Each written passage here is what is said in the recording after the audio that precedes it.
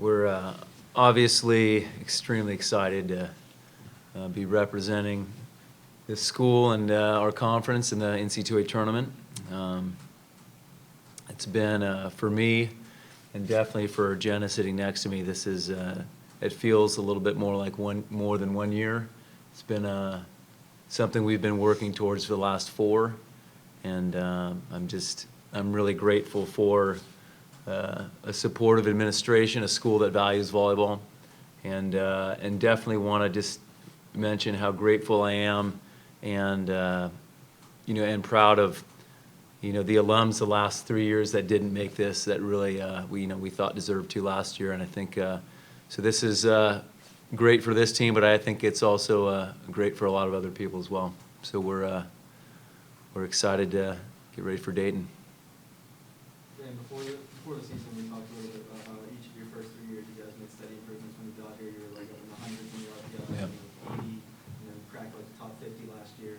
So what do you think was the difference that helped push you guys over the top and finally get into the tournament this year? Yeah, a couple things. And this year was going into it was the biggest mystery because we lost 2 All-Americans, and so we felt like going in we didn't necessarily know our team as well as we did other years to start.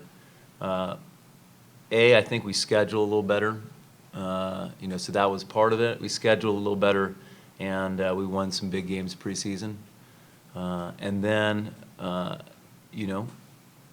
we had a group of girls that worked really hard in the off season, went to Europe, got better over there, and then the girl sitting next to me was able to play this year. She was out all last year with an injury, and we also picked up 2 players that were just made the all-freshman team of the conference that we thought would eventually be good, but I think we were all pretty surprised at how well they were right away. So it was a combination of those factors. I guess for all 3 of you all going into the last night, were you pretty confident or pretty comfortable that you guys would make the field? I was pretty nervous, honestly. I mean, I knew Fish kind of talked to us on maybe Tuesday of this past week, and kind of some of the things he said made me a little nervous. But I think I think he was maybe trying to say that just because we had 2 more games to focus on that we could have easily have lost if we didn't take him seriously. But after we won those 2 games pretty easily, I think I felt a lot more confident that we would get chosen. Yeah, I knew in these past couple weeks that just remaining focused and beating the teams we needed to. I felt if we just kept our spot steady and just continued to win down the stretch, that it would show the organization that we were like really serious and we did have a really great season and we deserved to be in the NCAA tournament. So I think that I felt confident after we continued to win, like stay focused. So yeah. I wasn't. I was more confident than ever before, but I thought we were in last year. 2 years ago, yeah, we had a chance 2 years ago too, but it was kind of a long shot. We only had 1 top 25 win. But after last year, I wasn't feeling confident at all now. And but I felt good about our resume. Part of the not feeling confident is just, so much of the decision is based on RPI, and you don't know how your opponents are going to fare every weekend. And so you're kind of just sitting hoping some of the teams you played win to close out the season. So it moves you up the rankings a little bit. But Given how things have gone the previous 2 years, both for you, Dan, Jenna, what did you guys, what was going the last night? What was, like mentally, where were you guys at? How much uncertainty was there, nerves? I mean, all day, obviously I was thinking about it, but every time it came into my mind, I just kind of pushed it off because it would have been a really nerve-wracking day for me if I was thinking about it the whole time. But right before the selection show, the team got together at one of our teammates' house, and we ate dinner together, and I think it was just really nice, like, having each other, like, because we were all feeling the same feelings. That was nice to be along with them, like, the whole process. yeah, I was for sure nervous, and it's you work so hard for something, and then it's the decision's totally out of your hands. And you kind of, after last year, it felt like is the hard part of it is someone else kind of justifying your journey, and going kind of deciding if it's valuable or not. And I felt really good about the year we had, and so it's and you hope other people recognize it, and you hope people get rewarded, and so that's what happened. It was a good moment, and we've also been rewarded with a lot of ACC picks this year, more than I think we've ever had before. So it was good. It's been a good 24 hours. Obviously, it was a pretty crazy reaction for all the players yesterday when you guys saw the announcement. I don't know, where were you, Coach, when that all went down? Were you in the room? Well, I actually wasn't. We had this. I met with our captains, and we've been 2 years all together, and it was just been awful. It's a terrible way to end your year when you don't make it, and you think you can, and so. We kind of talked about, what do you want to do? Should we do something totally different? And so our captain said, well, how about we just we change the energy. We do it in a different place. Maybe you guys stay, we'll FaceTime afterwards. So, it was my first call. Was Scott Barnes, within 2 seconds of the announcement. And then right after that, I got a FaceTime from our captain, and it was a pretty good moment. So you were just watching from home, right? Yeah, with our staff. So, yeah, it was cool how it worked out. For you guys, you guys were sitting there watching, celebrating with your teammates. I know some of you guys were tearing up and everything, and shed tears of joy. So where does that moment rank up? You've got some big wins over North Carolina. How does it compare to winning a match like that to finding out what was a better moment? We have had some really good wins this year. Remember NC State when it was 35-33 in the fourth set. That was an amazing feeling winning that game, but honestly, nothing can top the moment you see our name on the screen. That was crazy. And you saw the words before they were spoken too. So it was just it was awesome. We were waiting for that moment for literally 2 years. So. Yeah, I could see the disappointment from last year when we didn't make it. So I think this year, knowing that we were in such a good spot, and I know we had some great ones like Michigan and UNC. When I saw, when we all cheered and saw our name 3 minutes into the program, we were all just freaking out, and I could just see the emotion and how much we knew how much hard work we put in, and it finally paid off. So it's definitely the best moment for me. When you guys see your name pop up and you see who you're playing and you see their records 30-1, does that kind of take away from any of the excitement at all, or? Not for me at all. I was just really excited to compete, continue on compete, and I think we are such a strong team that we just can fight hard and really beat anyone if we put our minds to it. So I'm just really excited. And I'll just add, she's Stephanie's from Cleveland, and Jenna's a PA girl, and so for her being at Penn State, it's a pretty good moment for her, and I think who we're playing is with these two girls sitting next to me is pretty meaningful. So. Yeah. Coach, a lot of people are familiar with the basketball NCAA tournament, but they may not be as familiar with the volleyball NCAA tournament. How big of a deal is this? What does it mean when a team qualifies? Yeah, it's essentially pretty close to the same thing. It's a 64-team tournament, and there's a committee that decides on the at-large bids, and I think it is a little bit more regional than the men's basketball tournament. They save a little bit of money that way, the NCAA. But and there's been some changes this year. There's the Final Four. The Final Four side is going to be Columbus, Ohio. That's preset. But the regional sites used to all be preset. Now it's going to be whoever the last 4 highest seeds are before we go into the the Sweet 16 round. And so. It's basically the same thing that that the men's basketball team would go through, if they're on the bubble, just kind of waiting to see their fate. And so it'll take place over. We play the games are played back to back. That's a little different than what we're used to. We're typically we play Friday, Sunday, and so now it's if we win, it'll be Friday, Saturday. So not as much recovery time. So that we haven't done that since the preseason. But I work them pretty hard, so they're used to going hard. So. There was a mid-season stretch where you guys, I think, had lost 4 or 5 matches. I think immediately turned around after that one 10 if you're past 11. Yeah.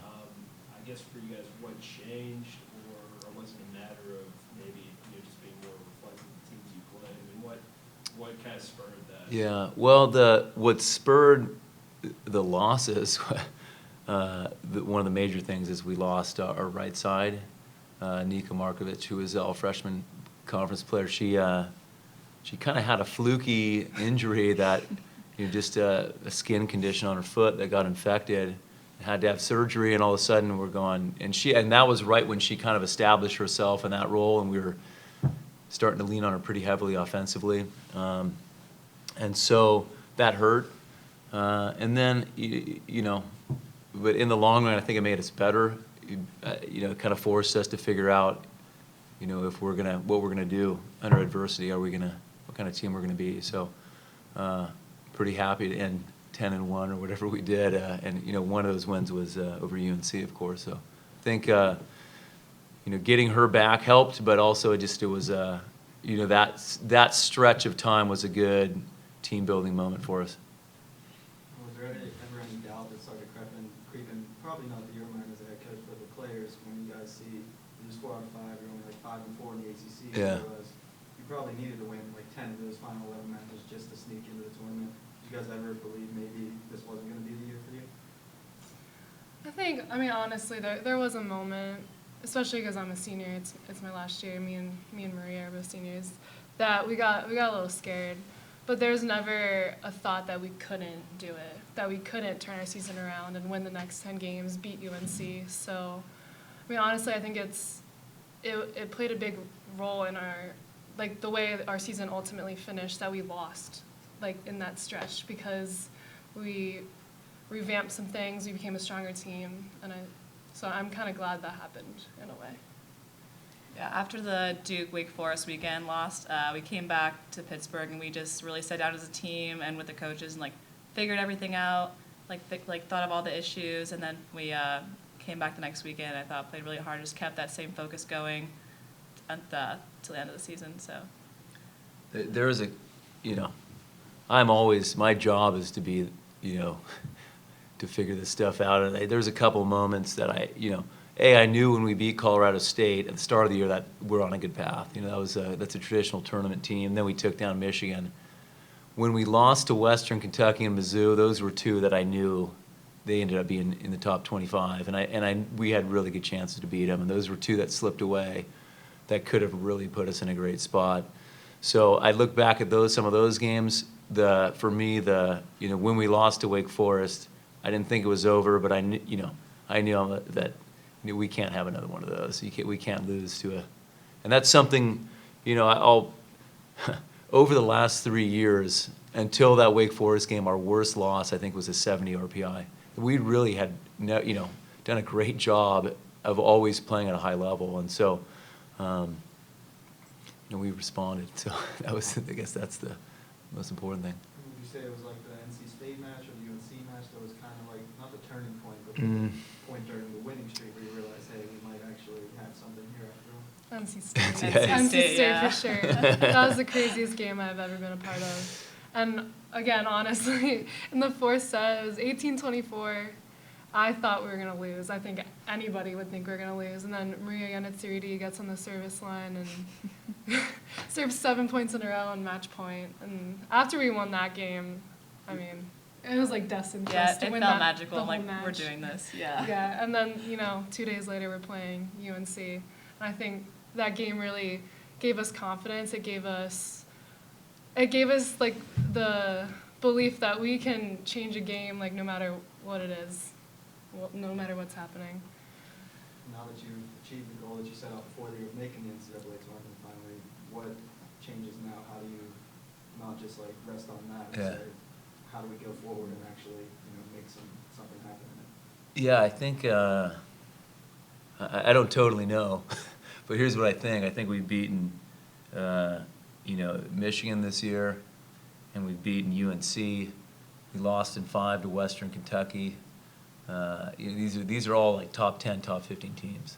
So I think there is a real belief that we can, compete with the best, and I think we're going to compete hard. And I think there is a belief. So it wasn't our goal to make, to go any round of the NCAA tournament. The definitely goal is to get here, but I do believe that the girls believe, so. And then, obviously, speaking of UNC and the other teams you've beaten, how do you think Dayton compares to a team like UNC? Do you think Dayton would be the best team to face this year? No, I don't think so. But I think they're very, very good. And it's hard to say. They're 30-1, and you don't do that unless you're a great team. But they haven't played a ton of top 50 teams, so it's hard to do like an apples to apples comparison. And we've obviously been working hard on it today. And their style's a little different than any team we've played in the ACC. So we're gonna have to do some things this week in practice to get used to the style they play. But I definitely think they're a team very capable of beating us. So we're absolute respect. And then, Coach, you spoke a little about 6 All-ACC honorees this year. After replacing 2 All-Americans and first-team All-ACC players last year, do you anticipate having 2 more first-team All-ACC players step up this year, or that would be that smooth of a transition?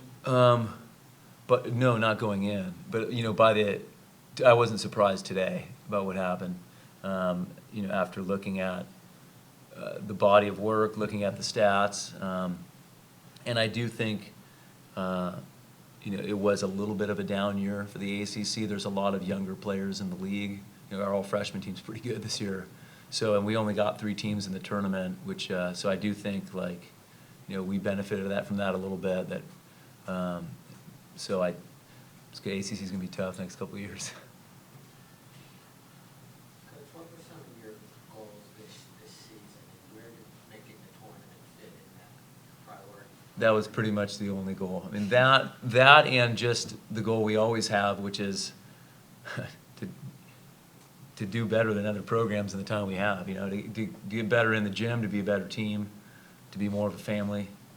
These are things we work at every day. So but for sure the biggest outcome goal was making the tournament.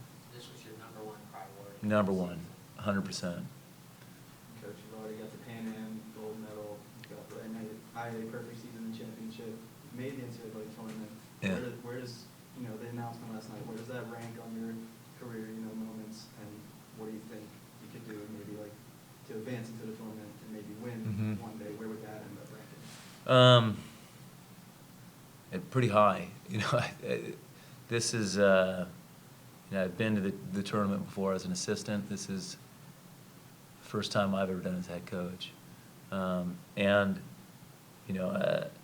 it's been such the last 4 years have been such a learning experience for me, and I kind of shared with the seniors how when you reflect on 4 years of when Jenna said yes, she was coming here, it was like we were throwing a party. We were just, our first few big recruits we got was, now we have a couple coming in that are, that are top 100 ranked recruits in the nation. And so it's been it's been really satisfying to build this program and to see our fan base get bigger. And so, yeah, I think, I've been on parts of some successful trips, but building a program is really hard. So I think, it's really up there. And if we can keep doing this and advance further and grow the sport in Pittsburgh, and I think that would be pretty cool.